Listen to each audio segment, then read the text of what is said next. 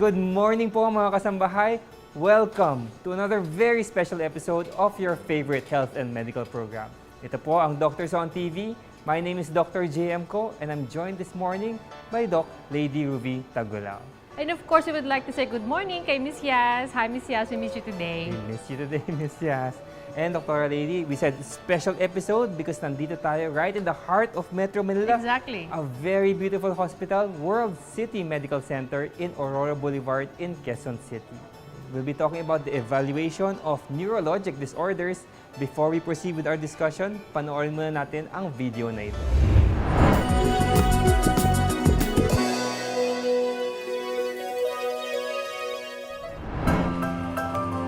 Ang ating nervous system ay binubuo ng brain, spinal cord at nerves. Ang tatlong ito ang kumokontrol ng lahat ng ginagawa ng ating katawan. Kapag ang isa sa mga parting ito ay na-damage, maaaring ikaw ay magkaroon ng problema sa paggalaw, pananalita, paglunok, paghinga at pagkatuto. Maaari ring maapektuhan ang iyong memorya at pandama na nagiging dahilan ng pagkakaroon ng iba't ibang neurological disease. Umaabot sa higit 600 ang uri ng neurological disease. Ilan sa mga ito ay epilepsy, Alzheimer's disease at iba pang uri ng demensya.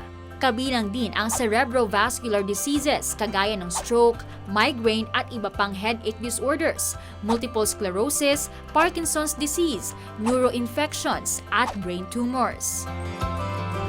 Ayon sa World Health Organization, daan-daang milyong katao sa mundo ang biktima ng neurological disorders. Mahigit 6 na milyon ang namamatay kada taon dahil sa stroke. 50 million naman ang mayroong sakit na epilepsy sa buong mundo. Samantala, tinatayang nasa 45.7 million naman ang mayroong demensya at nadadagdagan ng 7.7 million ang bilang ng mga individual na nagkakaroon nito kada taon. Samantala, 10% naman ng tao sa mundo ang mayroong migraine. Ang sobrang pagkonsumo ng mga nakalalasing na inumin o alak ay may malaking kinalaman sa pagkasira ng nervous system. Napabababa ng alkohol ang level ng ilang nutrients na nasa ating katawan na kinakailangan naman upang maayos na makapag-function ang ating mga nerves. Kabilang sa mga bitaminang ito ay thiamine o vitamin B1, folate o vitamin B9, vitamins B6 at B12. Maaring ang sakit na ito ay namamana, pero ang pagkakaroon ng neurological disease ay maaari ding sanhin ng infections, kawalan ng sapat na nutrisyon, physical injuries, kawalan ng sapat na tulog, at maaari ding makaapekto ang kapaligiran.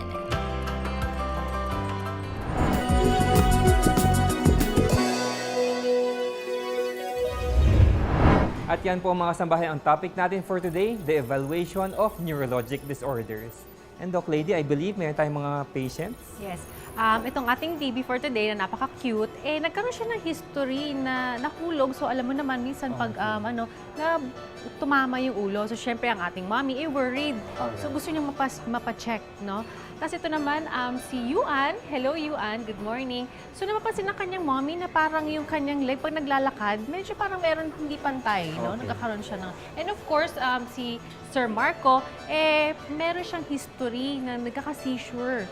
So, syempre, pagkatapos na ng college, gusto niya mapacheck kung ano na ang nangyari, lalo na nahinto yung kanyang gamot. And Doc Lady, to help us evaluate your patients, we have a specialist in pediatric neurology. She's a graduate of the Doctor of Medicine at FEU, Dr. Nicanor Reyes Medical Foundation Institute of Medicine. She completed her residency training in pediatrics, also her fellowship in neurology and neurovascular sonology at the Philippine Children's Medical Center. She is the head of the Neurodiagnostic Center here in World City Medical Center, Dr. Maria Amparo Agrava. Magandang umaga po, Doktora. Good morning, Doktora. Thank you so much for being here. Okay. So, Doktora, we have our patients, head trauma, imbalance, and seizures. How do we approach these patients po, Doktora? Pagka history, PE, madalas po kailangan din natin ng tulong ng mga diagnostic testing. Or No? PE is physical Physical examination. examination. No? In-examine Oo, natin yung oo. mga bata. Tapos, para siyempre, ang mga procedures naman natin ay makakatulong sa ating mga pagko-confirm ng mga hinala natin na pwedeng meron yung pasyente. Okay. So ano bang worry natin sa isang patient na may head trauma katulad ni Baby Abby? Oo, si Adi, no, nahulog, tapos nagsusuka siya. So, ang worries natin dito, meron bang, gusto natin malaman kung may pagdurugo ba sa kanyang utak, no? Si Yuan, medyo nahihirapan siya kasi maglakad, no? So, meron din tayong mga kondisyon na sa muscle, no, o kaya minsan sa nerve na pwede natin ma-examine by doing a muscle ultrasound, no? Si Mark, no, pag nagsi-seizure, okay, makakatulong dito ang EEG, no, yung electroencephalogram, para makita natin kung saan nanggagaling yung kanyang pagkukumbulsyon. At si Emily naman na nag-headache, no, madalas na sumasakit na ulo na nagiging padalas at saka patindi, makakatulong ang ating transcranial Doppler, no, ang another ultrasound study. Okay. So nabanggit niyo, Doktora, mga seizure convulsion. May mga klase po ba ito? Marami po, no? Meron po tayo yung pinaka-common na tinatawag natin sa vernacular na convulsion, no? Yung tinatawag na generalized tonic-clonic. Meron din yung tonic lang, may clonic, may atonic, myoclonic, no? Yung iba nga kasi mga bata natutulala lang pero seizures din siya. So iba-iba siya kasing klase. Nakakatulong yung EEG dyan. So, Doktora, later on, we'll have the opportunity to see the diagnostic test that we'll be doing to our patients po. Mga kasambahay, before we proceed with our discussion today, we'd like to invite you to join us in our social networking sites. Please like us on facebook.com/DoctorsOnTV. Follow us on twitter.com/DoctorsOnTV. You can email us at doctorsontv@gmail.com. Watch us online, live streaming at untvweb.com. Don't forget to download the UNTV mobile app on your Android and iOS device for easy viewing. Sa pagbabalik po natin, pupunta na po tayo sa kanilang bagong-bagong Neurodiagnostic Center. So mga kasabahay, don't change the channel kasi magbabalik po ang Doctors on TV.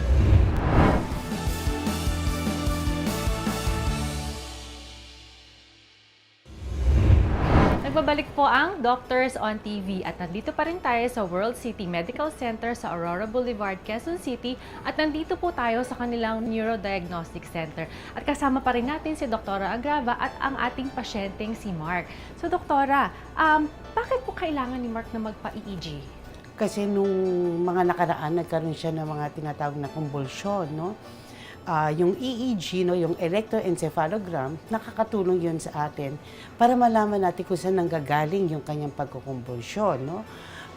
Pati yung saang lugar, yung lokasyon, at kung anong mga posibleng ginagawa niya na pwede magpa-seizure sa kanya, no, o magpa-convulsion, katulad nung paghinga na mabilis. Nakikita niyo dito, no, meron tayong parang light bulb na nag-emit siya ng iba-ibang bilis ng ilaw na pwede kasi magpa-seizure. At Doktora, gaano po katagal ang usually ganitong procedure? Usually mga 45 minutes ito, no? Including preparation. So itong makikita niyo, itong mga leads na ito, no, yung mga bilog-bilog, yan ay may representasyon sa utak. So bawat pares ay merong area ng brain na kanya nire-represent. Kaya nakikita natin kung anong klaseng o saan nanggagaling talaga yung mga convulsion ng mga pasyente. Katulad nga po ngayon si Marco, mga ilang minutes na po siya nakasalang dito. So Doktora, pwede niyo pong kahit bigyan po ka ng ating mga viewers ng ano po ba ito nakikita natin mga linya sa ating screen? Okay. Ito po yung pakita ko lang sa inyo yung actual recording ni Mark, no? Makikita niyo po may mga tinatawag na brain waves, no? Itong parang kaiibang shape, no, doon sa mga paligid niya. Ito po yung posibleng lugar na pinanggagalingan ng seizure ni Mark, no? Makikita rin po natin dito kasi kung may mga wave patterns din tayo nakikita pag sila tulog at gising, no? Ito, nakikita natin gising si Mark. Mark, dilat ka, sandali. Yan, nakita niyo po, pag nakikita natin yan, alam natin dumilat siya. Pikit. So, pumikit siya dito, no? Kasi importante rin sa amin para malaman namin kung yung brainwave ay reactive, no? To eye opening and eye closing. Kasi importante rin yun sa interpretation, no? Sa baba lang dito, nakikita rin natin yung ECG ng pasyente. Kasi may ibang mga pasyente na nagpe-present ng seizures, pero ang problema para nila ay rhythm, ng puso. No? Pumapalya yung takbo ng puso, kaya nagkakaroon sila ng mga seizures.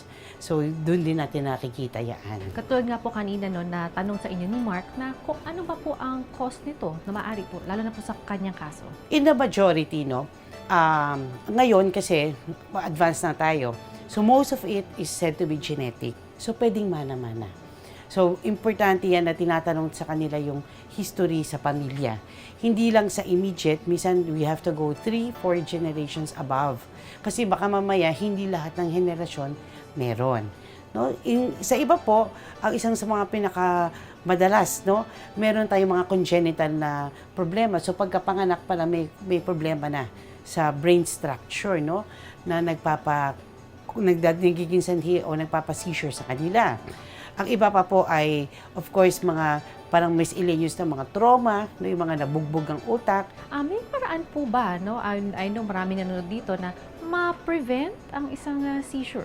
Siguro ang pinaka-importanting prevention is educating them, no? Unang-una, sabi ko nga kanina, ang religious, no, yung masigasig na pag-iinom ng gamot.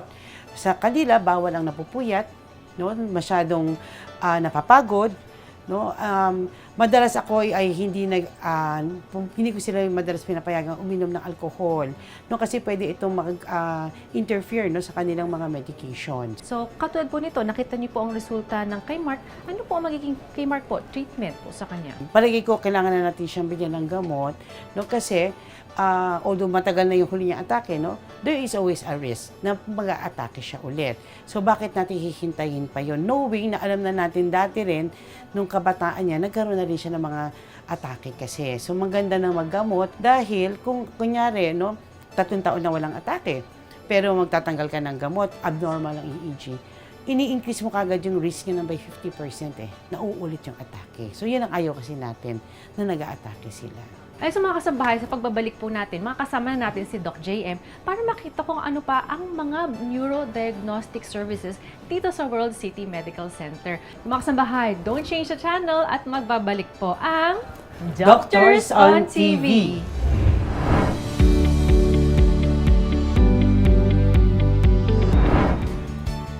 Bagaman nasa higit 600 na ang naitalang uri ng iba't ibang neurological disease, marami pa ring kaso nito ang hindi pa natutuklasan ng siyensya. Hanggang sa kasalukuyan, may bagong nadadagdag na kaso ng iba't ibang uri ng neurological disease kada araw. Kawalan ng sapat na impormasyon pagdating sa sakit na ito ang dahilan ng sari-saring misconception ng ating mga kababayan. Narito ang ilan sa myths and facts ng iba't ibang neurological disease. Myth: ang neurological disease ay isang mental illness. Fact: ang dalawang sakit na ito ay may kinalaman sa ating utak, pero may malaking pagkakaiba. Hindi mental illness ang neurological disease. Myth: lahat ng neurological disorder ay nakamamatay. Fact: hindi lahat ay nakamamatay. Maaaring ang iba ay madaan sa gamutan. Myth: ang Alzheimer's disease ay natural na parte ng pagtanda at nakaaapekto lamang sa mga matatanda. Fact: karaniwang tumatama ang Alzheimer's sa matatanda, pero may mga kasong naiulat na maaari rin itong tumama sa mga edad 30 pataas. Myth: ang migraine ay pagsakit lamang ng ulo. Fact: ang migraine ay isang uri ng sakit at ang pagsakit ng ulo ay isa lamang sa mga sintomas nito. Ito ay genetic o namamana. Myth: ang Alzheimer's disease ay hindi nakamamatay. Fact: wala pang naiulat na survivor ang sakit na Alzheimer. Unti-unti nitong sinisira ang brain cells na nagiging dahilan ng pagkawala ng memorya at ng kakayahan sa mga physical activities at kalaunay pagkamatay ng taong mayroon nito. Paalala mga kasangbahay, bago maniwala sa sari-saring sabi-sabi at kuro-kuro na wala pang malinaw na pag-aaral, ay kumonsulta sa doktor upang tayo ay mabigyan ng wastong gabay.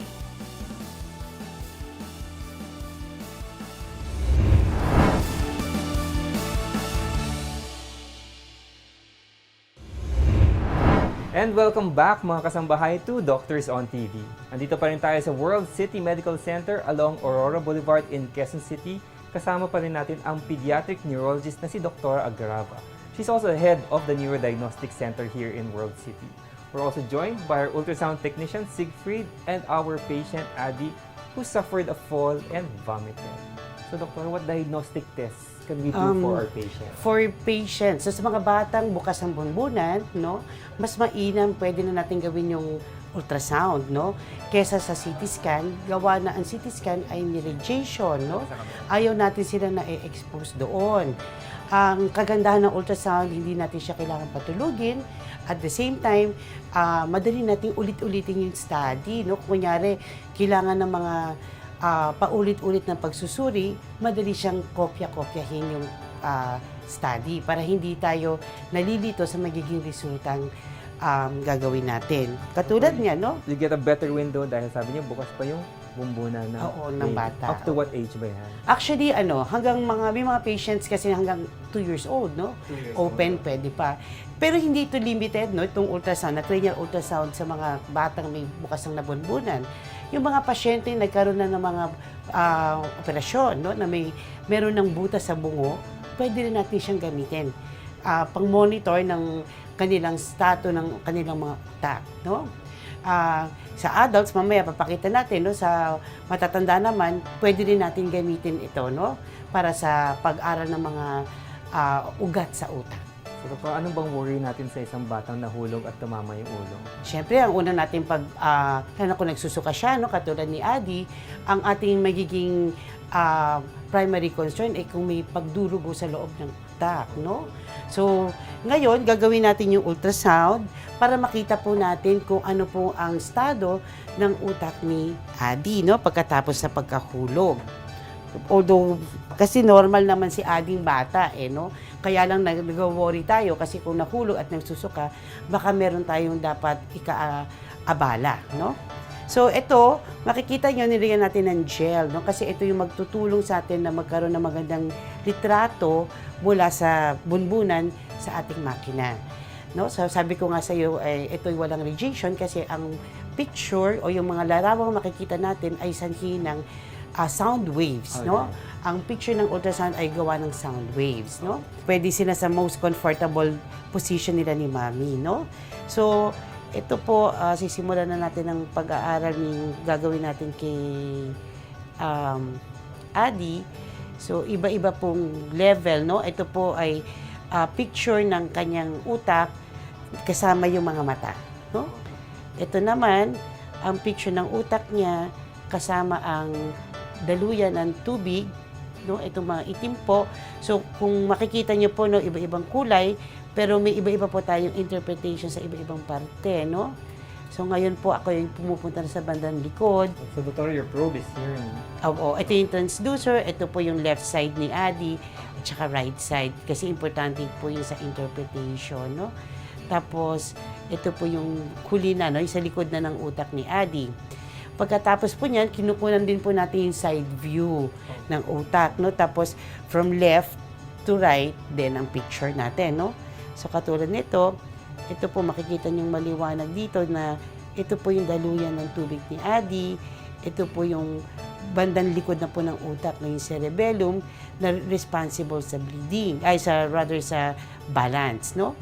Ngayon, iuulong ko po siyang pahilis para po makita natin ibang parte, no? Makikita niyo din na natin dito kasi yung buto. Okay. Kung may biyak po sa buto, nakikita din natin siya. Yung likod na ng ulo ni Oo, Adi. itong side, no? Tapos ito din po yung kabila at makikita natin na na wala naman tayong mukhang kailangan ikabahala, Mami, sa ating nakikita sa pagsusuri kay So, Adi. parang no signs of intracranial bleeding. Bleeding, yes. Opo. Ano bang nakikita pag may dugo sa utak? Makikita niyo po itong buto, no? Puting-puti siya, no? Compared sa paligid. Pag may dugo po, makikita niyo sa laman, no? Itong laman po yung parang medyo gray ang kulay, makikita niyo puting-puti po Very siya. white ang blood Yes, sa oo. ultrasound. Okay.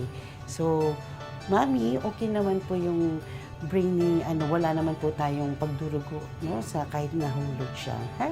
Sige, Doktora, bukod sa pagdudugo, ano pa bang makikita natin sa ultrasound? Of course, yung mga madalas nating pinaka-common no na rason kung ba't tayo nagpapa-ultrasound ay mga batang malalaki ang ulo, no? Katulad ng hydrocephalus. Okay, Hydrocephalus. oo. Maraming tubig. Sa loob Oo. ng utak. Sobrang tubig sa utak, no? Kasi dapat pantay lang po yung paggawa at ang pagsipsip ng tubig sa utak, no? Kasi sa ibabaw ng utak natin, meron po tayong tinatawag na arachnoid villi na sumisipsip. Para siyang suction. Kaya lang po, pagka hydrocephalus, madalas po merong bara sa daluyan. No, yan ang pinaka-common, no? As high as 70% ng mga na hydrocephalus is congenital. Of course, other reasons can be infection, no, and other more serious concerns would be, of course, tumors, no? Tumors In the brain. Oh, we can also pick that up kasi sa mga batang ganito kaliliit, no? Any contraindications sa procedure? Yung mga bata na hindi natin pwedeng i-ultrasound? Wala po. Wala, okay. Oo. Anyone can get an ultrasound? Yes, oo. Tsaka yung pinaka-importante, ang worries nating mga doktor, di ba? Doktor, yung patutulugin yung pasyente ng anesthesia.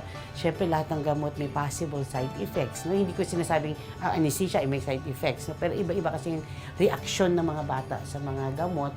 Baka magkaroon pa ng ibang maging concerns, no? Pagka nagpapatula. Sa CT scan kasi or MRI, pumapasok si baby sa tube, maliit na oo. tube. Tapos iiwan siya Oo, doon. mag-isa. Pag oo. CT, may exposure pa sa Radiation. Tapos minsan kailangan pa silang patulugin by intravenous anesthesia. Yes, oo. Okay. So this is a very safe procedure. Can be done without any preparation. Walang naramdaman si baby. No harm. Actually, ang isang maganda ring advantage nito, kahit bagong panganak, Okay, pwede mo na siyang i-ultrasound. gawan. Oo. So, Doktor, just to recap, si Baby Adi nahulog, nagsusuka, takot natin baka may dumugo na ugat sa utak. Pero nung in-ultrasound naman natin, a very easy procedure, a painless procedure, a safe procedure, wala naman nakitang pagdudugo. Okay, so mamaya mga kasambahay, we'll see other neurodiagnostic procedures that are offered here in World City. Abangan niyo po yan sa pagbabalik ng Doctors on TV.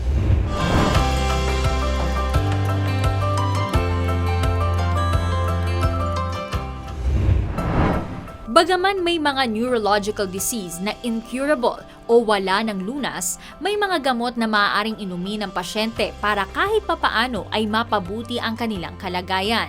Gaya na lamang ng sintomas ng Alzheimer's disease na maaaring mapabagal sa pamamagitan ng pag-inom ng sumusunod na gamot.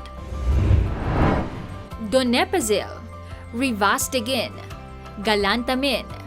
Aprobado ng Food and Drugs Administration o FDA ang mga gamot na ito para sa sakit na Alzheimer.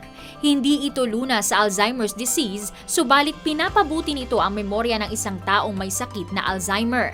Ilan sa side effects ng gamot na ito ay pagsusuka, pagtatae, kawalan ng ganang kumain, panghihina, hirap sa pagtulog, at panginginig na maaaring tumagal ng 1 hanggang 3 linggo. Ang sobrang pagsakit ng ulo ang isa sa mga sintomas ng sakit na migraine. Narito ang mga generic medicines para sa sakit na ito. Triptan. Iniinom ang gamot na ito habang hindi pa malala ang sakit na idinudulot ng migraine. Ilan sa mga side effects nito ay pagkahilo, panunuyo ng bibig, pagkaantok, at panghihina. Ang gamot na ito ay hindi maaaring ireseta sa mga may stroke at heart attacks. Ergots. Kapag ang pagsakit ng ulo ay lampas na sa 2 araw, ay inirereseta ang gamot na ito. Magpakonsulta agad sa doktor kapag nakaranas ng mga side effects nito, gaya ng pangangati ng balat, panghihina ng binti, sipon, pamamanhid ng mukha, daliri at tuhod. Paalala, huwag mag-self-medicate at palaging kumonsulta sa inyong mga doktor.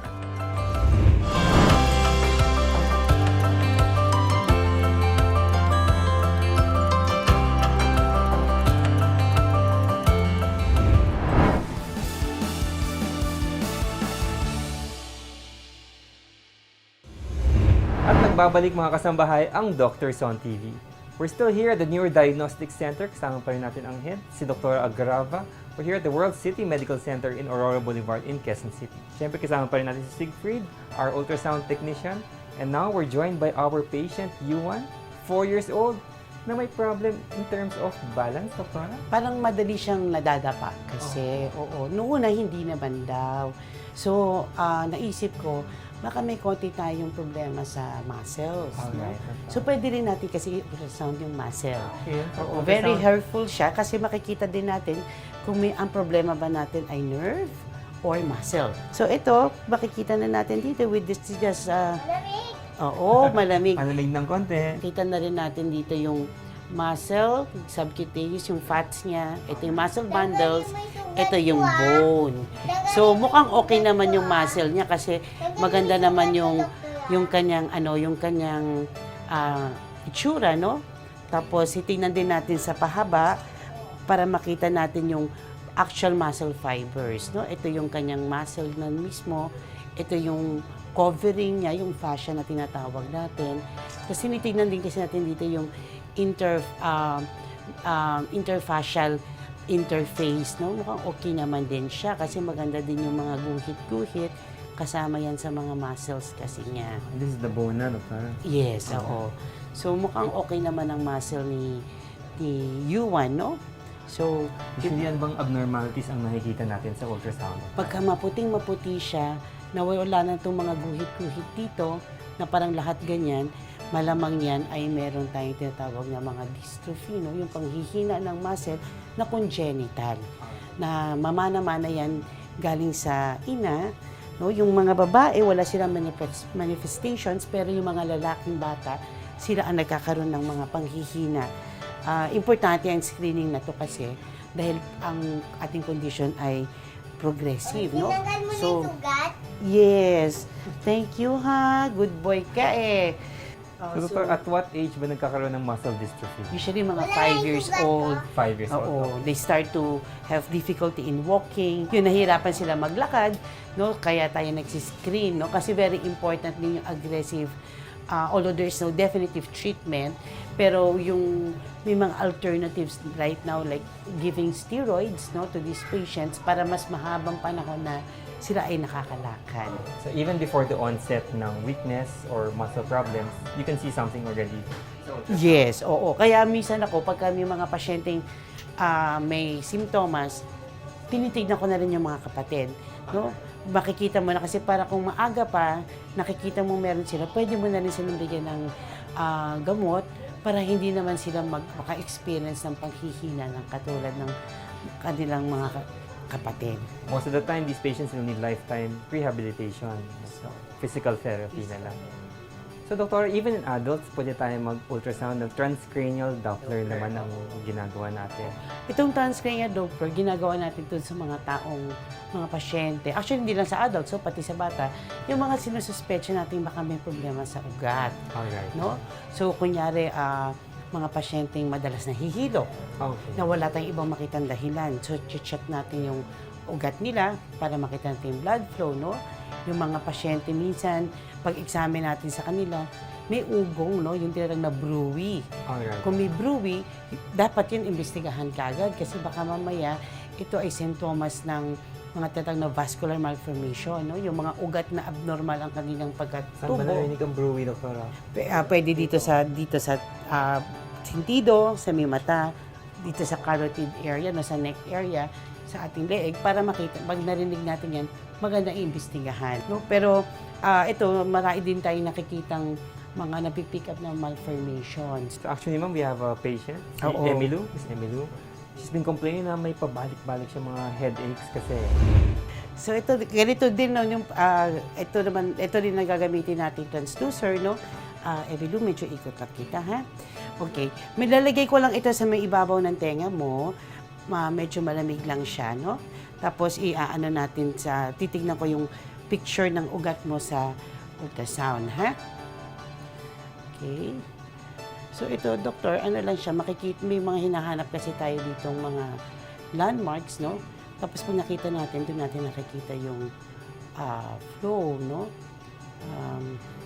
Medyo mahirap lang ito sa mga babae kasi medyo mas makapal ang buto ng babae, no? Kaya minsan, matagal, no? Kasi umaabot minsan ng isang procedure ng mga 4 na oras. Oh, okay. Kasi yung pagbabae sa lalo ng mga 40 and above, mahirap mahanap ang ugat nila, no? So, pero sa tiyaga, syempre nakikita rin natin. At madalas din, sabi ko nga kanina, no, yung mga, kung may mga problema sa, sa mga formation, nakikita rin natin dito. So because it's Doppler, Doctor, you can see the blood vessels talaga and the flow of blood. Yes. Minsan po, din, no, kaya yung mga pasyente, gusto ko nakahiga para puso nila matulog. Sa tagal ng procedure, pwede naman. Dahil hindi na naman naaapektuhan. Medyo, ang ating limitasyon lang sa, dito sa ating pagsusuring ito, yung mga may anemia, yung mapuputla. Kasi, naapektuhan yung blood flow, no? So, pakita ko lang, ito yung ugat ng ating, ni Emilu, no? Makikita niya na meron tayong nakukuhang mga wave patterns, sinusukat natin yan. Itong box na ito nasa kanan, no? Pinapakita niya sa atin yung mga takbo ng ugat sa utak, no? Pagka kunyari ba na-mention ko sa iyo, Dr. kanina, no, yung pag-increase intracranial pressure, tinitingnan din natin dito yung tinatawag na pulsatility index. Pag mataas yan, tinatawag na natin ang Sorihano para matulungan tayo sa pag-manage ng pasyente. So in her case naman, negative, Doctor. Negative naman, Emilu. So, wala siyang aneurysm, Wala. siyang arteriovenous malformation, increased intracranial pressure, negative. Negative, no? So palagay ko stress yung pagsasakit ng ulo mo. So Doctor, we'd like to thank you for all the valuable information you've shared with us today. Doctor, any final words po sa audience natin? Unang-una, Doktor, salamat sa inyo at sa inyong staff, no, sa pagbigay ng panahon na makasama kami dito sa World City Medical Center. Doon sa mga kasambahay natin, no, baka gusto niyo pong magpasuri dito, feel free to come and call our Neurodiagnostic Center. We have 2 staffs here who are very more than willing, no? Sila ay mag-accommodate sa inyo. Huwag po kayo mag-atubiling pumunta o tumawag sa numerong 436-9011. Once again, thank you very much, Dr. Agrava, Thank you. our pediatric neurologist. Mga kasambahay, huwag muna kayong aalis. Magbabalik pa po ang Doctors on TV.